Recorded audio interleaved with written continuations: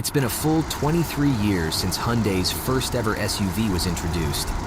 Back in the day, this was a huge milestone for the Korean manufacturer.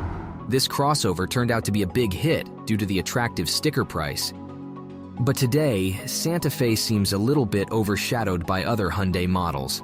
Simply put, it feels a little bit squeezed between the Tucson and Palisade, and that's why the all-new 2024 Hyundai Santa Fe is bringing radical changes to take the spotlight once again. Stay with us as we dive into the details of Korea's new ultimate family SUV. As mentioned, Hyundai's first ever SUV was introduced 23 years ago, and even though that may seem like a relatively short period of time, the model's history has been anything but a straight line so far. We've seen 4 generations of the SUV, and each one brought a big change in the course. If you compare these 4 models, you can clearly see that there isn't something we could call an evolution. No, each overhaul was radical, full of significant changes, even in terms of the base design approach. In some strange way, Santa Fe's history looks as turbulent as the history of France after the Revolution. The only thing that's been missing is the reign of terror, but even that could come with the arrival of the 5th generation, which has the potential to terrorize the competition. From what we can see, the new model definitely looks like it can wipe the floor with rivals. When compared to key players in the segment, such as Ford Edge, Chevy Blazer, and Honda Passport, the new model looks like it could be superior in nearly every aspect. The first stop, of course, is the exterior design. Hyundai has just presented the new generation, and it doesn't look like anything we've seen from the Korean manufacturer so far, especially when compared to previous generations of this mid-size crossover. The previous generations featured mostly rounded designs, even sleek to some point, but that is no longer the case. The 2024 Hyundai Santa Fe is anything but rounded. It features a super boxy design with a nice blend of retro and futuristic aesthetical solutions. In terms of retro vibes, there's a classic boxy SUV shape, with a lot of resemblance with old-school Land Rover Defender models. Even body-colored trim on glass surfaces looks way too similar to the British off-road icon. Of course, massive wheel arches are there, along with massive roof rails, to accentuate the model's off-road pretensions. The Santa Fe has never been an off-road-oriented model, but the new aesthetics definitely indicate some changes in this matter. The front-end design brings that futuristic flavor we talked about, with Ionic-inspired headlights with H-shaped LED inserts, a square grille, and square air intakes on the bumper. On the rear end, the tailgate features pretty much an upright position, while there is almost no roof slop, which clearly indicates the company's pretensions to maximize interior space and make this SUV as practical as possible. The upgrades are as impressive on the inside, and once again, you can notice a lot of Land Rover vibes. It looks like the British manufacturer really got under the skin of Korean designers because it's had to believe that so many coincidences can be fictitious. The steering wheel looks pretty close, while the same can be said for the execution of the tech features. Don't get us wrong, this isn't a bad thing. Not at all. The new cabin looks fantastic, way more upscale compared to the outgoing model, which seemed outdated from the day it was introduced. The new Santa Fe features a super elegant dashboard design with lots of horizontal lines that are complemented by leather and a lot of stitching. We particularly like the new curved panel that integrates the instrument cluster and infotainment system in such a nice fashion. We have no doubt that future Santa Fe owners will highly appreciate the new center console design, which is so well executed. The climate control section still relies mostly on physical knobs and buttons, but it looks very elegant. The realm of practicality starts right under, with a pair of wireless charging pads and cup holders. Although classified as a mid-size crossover, the outgoing Santa Fe features pretty modest dimensions and therefore comes only in a 2-row configuration. Well, that is going to change. The exact dimensions may not be announced, but the officials have already confirmed that the new Santa Fe will feature notably bigger size. Add to this the new boxy shape, and it's obvious that one of the goals of Hyundai's engineers was to maximize interior space.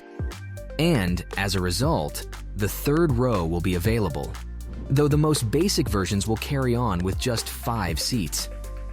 It's still early to talk about the amount of room in this new row of seats, but we presume things are going to be typically tight for the segment.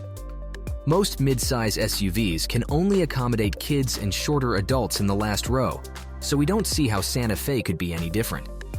If you look closely at the rear end of the new model, you will notice a pretty long overhang which, in combination with the upright tailgate design, should provide way more cargo room than the previous generation.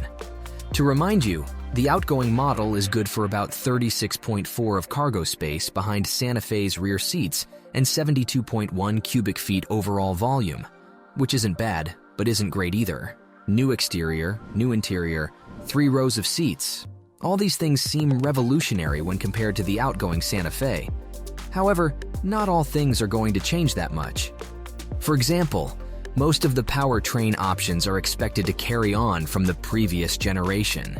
This could only exclude the base 191 horsepower naturally aspirated inline 4, which has nowhere near enough power to match such a bigger and bulkier Santa Fe. So, the offer should start with a 2.5-liter turbo 4, which has been an option so far. That engine puts out around 280 horsepower.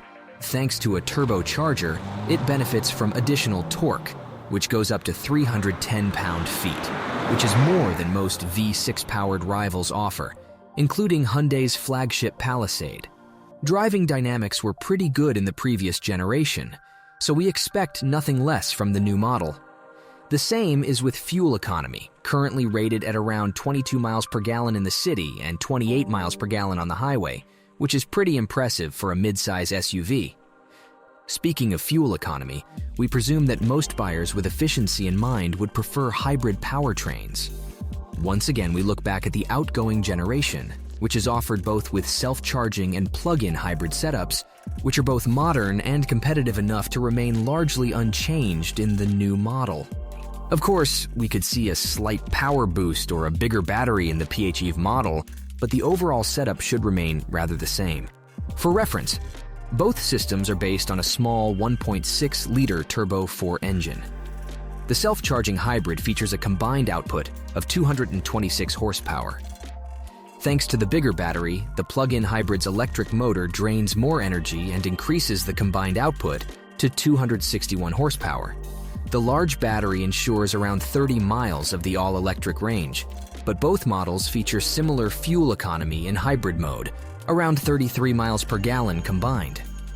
With the bigger size and probably added weight, the new model could be slightly thirstier, but still able to easily return more than 30 miles per gallon. Logically, the officials showed us the most impressive changes first. We saw a radical change in the course in terms of styling, along with significantly more upscale interior design. But what about the chassis? What's under the skin of this rugged SUV? We expect that the company will reveal more details later this month. Until then, we can only make presumptions, and one that goes through our minds is the suspension setup. The outgoing generation is maneuverable and easy to drive, but according to most user reviews, it is also too firm when compared to most other mid-size SUVs. That's where the changes could happen, because the boxy exterior clearly indicates the change in Santa Fe's nature. We expect the new model to offer a softer setup, which would make the ride more comfortable, especially on pawn roads. This leads us to the next segment: off-road performance, which has never been Hyundai's strength. No one expected anything from the outgoing model, but since the new one looks more like a Land Rover than a Hyundai, we would expect off-road capabilities to follow such a design approach, at least at some point. We presume that the company could offer some kind of a dedicated off-road version, which would finally bring a Hyundai with a couple of pieces of off-road hardware.